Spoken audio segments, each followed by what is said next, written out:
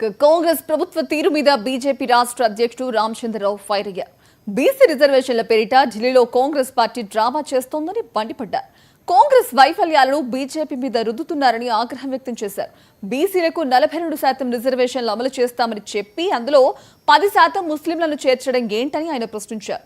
అలాగే రాష్ట్రంలో యూరియా కొరత లేదని, రవాణాలో మాత్రమే ఇబ్బందులు జరుగుతున్నాయని రామచంద్రరావు స్పష్టం చేశారు. ఇప్పుడు ముఖ్యం పెట్టి భారతీయ జనతా పార్టీ ప్రభుత్వం పద్ధతిని కోఆపరేట్ చేయట్లేదని ఇవన్నీ మాట్లాడుతున్నారు. మాకు సమయం ఇవ్వట్లేదు, మా ప్రైమ్ మినిస్టర్ గారు చెప్తున్నారు. నేను ముఖ్యమంత్రి రేవంత్ రెడ్డి గారు అడుగుతున్నాను, మీరు 50 సార్లు ఢిల్లీకి వెళ్తే మీరు రాహుల్ గాంధీ మీకు టైం చేయలేదు, కానీ మా నరేంద్ర మోదీ గారికి టైం ఇచ్చారు.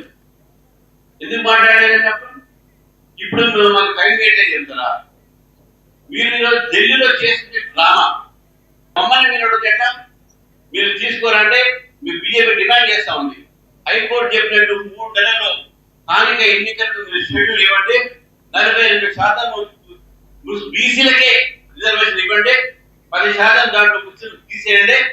భారతీయ జనతా పార్టీ మీతో కలిసి వస్తుంది, బీసీలకు న్యాయం చేద్దాం, కలిసి న్యాయం చేద్దాం అని చెప్పి కాంగ్రెస్ పార్టీని ఈరోజు మేము అడుగుతా ఉన్నాం. కాంగ్రెస్ పార్టీ మరొక మాట చెప్తా ఉన్నాను, మీరు 1950 నుంచి ఎన్నికలు జరిగిన ఈ రాష్ట్రంలో, ఉమ్మడి రాష్ట్రంలో ఇప్పటిదాకా మీరు బీసీ సీఎం చేయలేదు. మీరు ఈరోజు బీసీల గురించి మీరు మాట్లాడుతూ ఉన్నారు.